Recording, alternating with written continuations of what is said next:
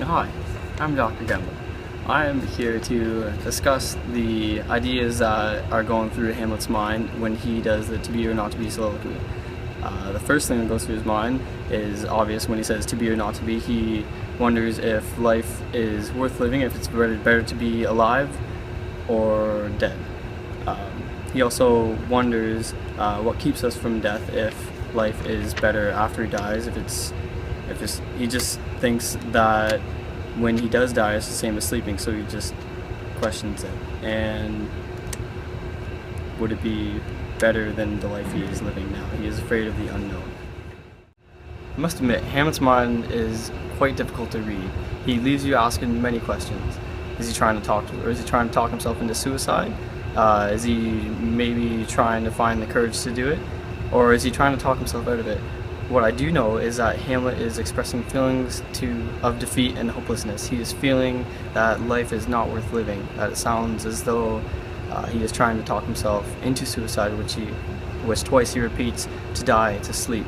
It is as though he is saying that sleeping is all that dying is. Death is nothing more than a sleep that ends all of your heartache.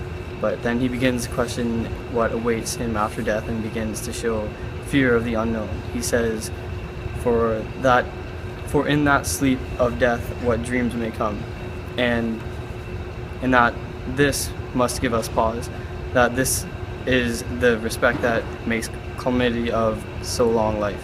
What I gather from this is that he is saying death is something to worry about, and it is the knowingness of what lies beyond that keeps us from ending our lives. After this thought, however, he wavers back to convincing himself of the benefits of suicide.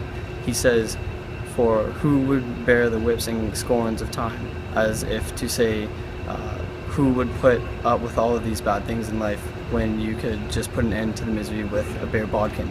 My conclusion from his speech is that he thinks death would be better option if it weren't for the unknown. Hi there, it's Dr. Evans speaking. Now in Shakespeare's play Hamlet, he shows some emotions that would be applicable or not applicable to his actions. One of the main scenes in the book was the closet scene with his mother in the bedroom. Hamlet is with his mother in the room talking about his life. His emotions was angry and crazed. After Polonius made a noise behind a blanket because he was hiding, Hamlet turned his emotions into anger fast. He took the sword or the knife and stabbed right through Polonius. He killed him on the spot and he dropped dead. Hamlet's emotions didn't care that he killed him because he thought it was Claudius at the beginning. And even though it wasn't Claudius, he didn't care. He dragged the body right out like it was nothing.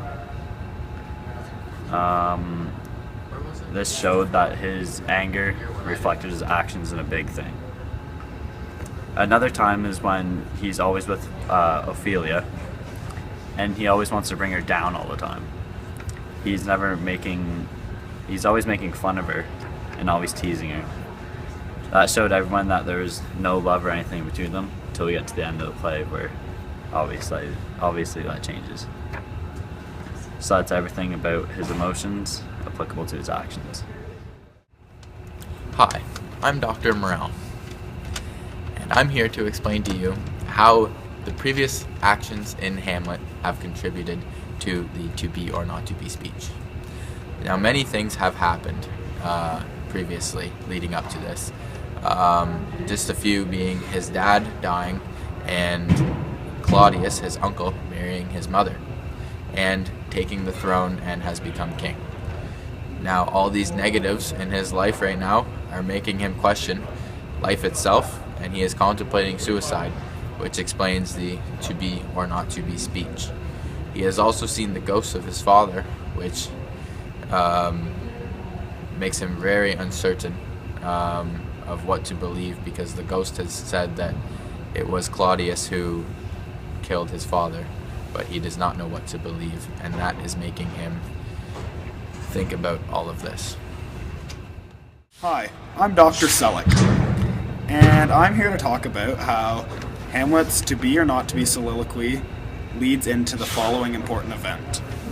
The question of Hamlet's sanity flows well into the following scene. At the end of Hamlet's soliloquy, he says, "Softy now, the fair Ophelia, nymph, in thy horizons be all my sins remembered," meaning, shh, here comes the beautiful Ophelia. Pretty lady, please remember me when you pray.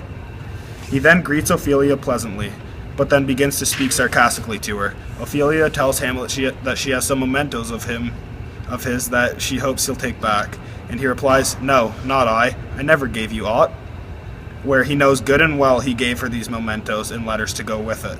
Hamlet then begins to lash out at Ophelia, telling her to get herself to a nunnery. Ophelia notices Hamlet's insanity by beginning to beg God for help. "Oh, help him, you sweet heavens, and heavenly powers, restore him." She sees Hamlet's changing character from the sweet man she loved to the crazy man he has developed into. Dr. Cory here again, and I'm here to tell you how effective the passage is in presenting the truth. I think this passage was very effective in presenting the truth. Back then, it was a sin to commit suicide, and Hamlet, being a religious man, would make this decision even more difficult. As for his psychological state, his father had died and his mother had married his uncle, as previously mentioned. And he feels like he can't trust his mother, and things aren't going well with Ophelia, and he's not allowed to return to school, which really bothers him. Therefore, I think it's understandable that he is having these suicidal thoughts at this point in his life when nothing else seems to be going right. Hello there, it's Dr. Evans again. So I had to make some references going toward the play, or the scene To Be or Not to Be soliloquy. There's been a lot of other Hamlet plays. A lot of are either made up or on their own way, or still in the Shakespearean language. Now that means that there is a lot more to be or not to be soliloquies that are made up. Also, Hamlet's most famous soliloquy was a huge cultural impact on the modern English language. His first words, "to be or not to be," that is the question, has been a quote in various movies and TV shows. For example, in the title of the 6th Star Trek movie, "The Undiscovered Country," came from one of his lines in the To Be or Not to Be soliloquy. Throughout my own life, even knowing before the Hamlet play, I have said his famous first words, goofing around with all my friends.